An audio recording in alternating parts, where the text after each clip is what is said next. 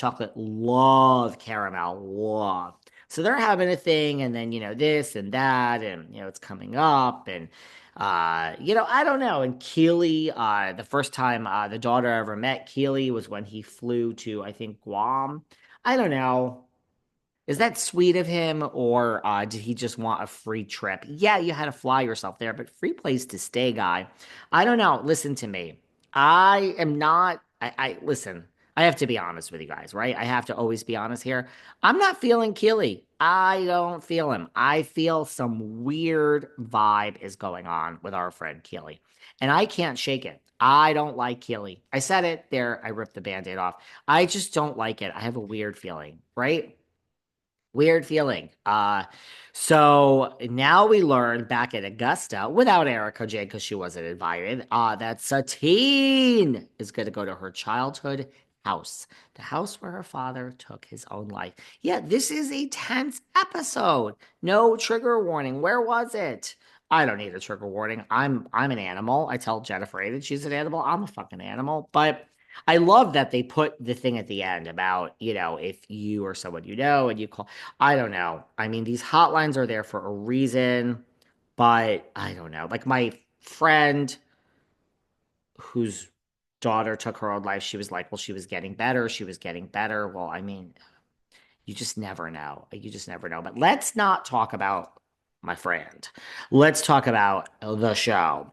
So, Sutton's going, and the mother does not want to. Understandably, Reba's 82. I don't blame her. I don't blame her. You can't blame Reba for not wanting to face it and go to the house.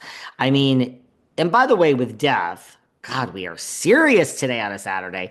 I feel you can't judge people. Someone skips a funeral. Someone sits Shiva if you're Jewish for a week. Someone does it for.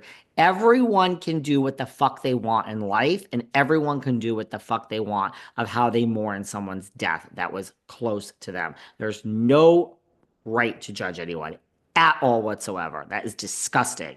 So Reba doesn't want to go, and Sutton goes, and she is like visibly shaken. Like you could see she is like shaking in the backseat of that car.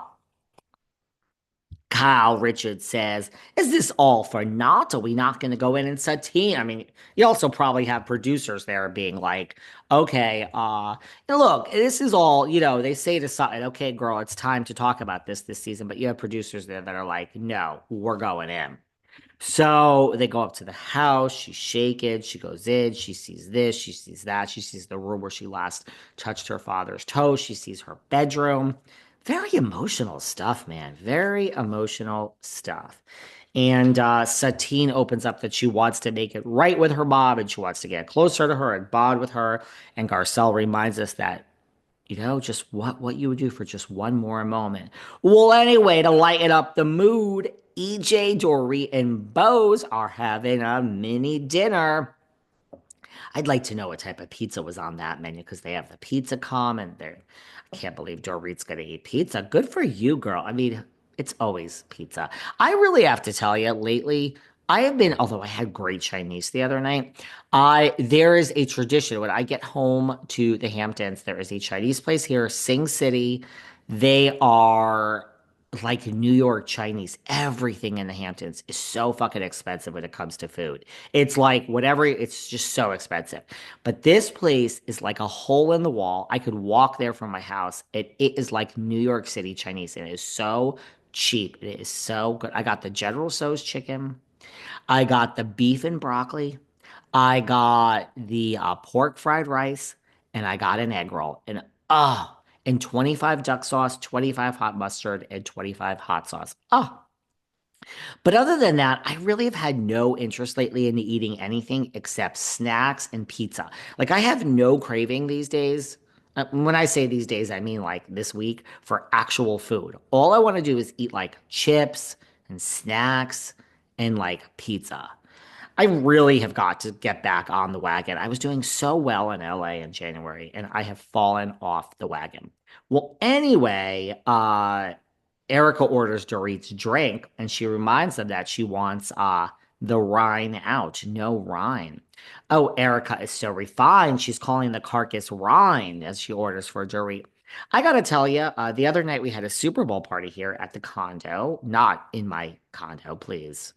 People in my space, I would have hyperventilated, but we have a lot of shared space. And it wasn't a martini, there was no martini glasses. So I did that. I did the Grey Goose on the rocks, two limes, carcass in. And yes, I order it now and I say carcass in. Who doesn't want the carcass in? I don't like drinking a drink that has no carcass. I need a piece of something. So in the martini, I want the twist. So I like carcass in, but maybe we'll start calling it Rhine. Well, anyway, Bose lets us know that Keely, who she wants to have a baby with, has never said, I love you. And once again, we gave so many shout outs last week to Miss Erica Jane. But I got to tell you, we got to give her more shout outs. She's very serious. She is speechless, shocked, back up, wait, no disrespect, but having a baby and not saying, I love you, what are we even talking about? What are we doing? The voice of reason this season, ladies and gentlemen, is the one, the only Erica Jane. I mean, she is going to that Dr. Jen. Should we get Dr. Jen on the podcast? She is going to that Dr. Jen, and I am telling you, man, they are she's come a long way, right? So Dr. Jen has made me, Erica is the voice of reason. Well, I don't know. Should Bose have a baby with Keely? Look, you should have a baby with anyone as long as you're okay raising it on your own. Again, I've told you before, I have two friends. They've both got pregnant in different ways. They're both women in their 40s.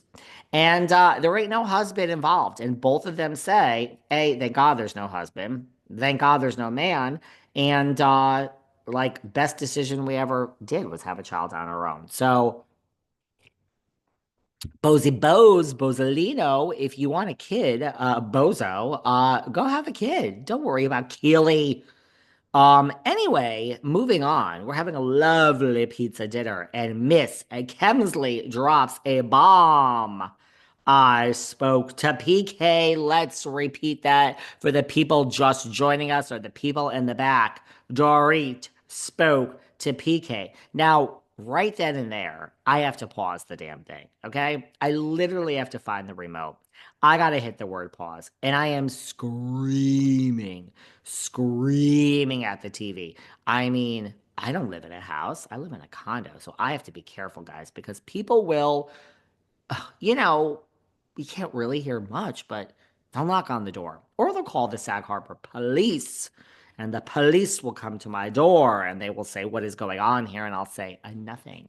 I am screaming at the TV because before I even watch the rest of the scene, I'm like, oh my God.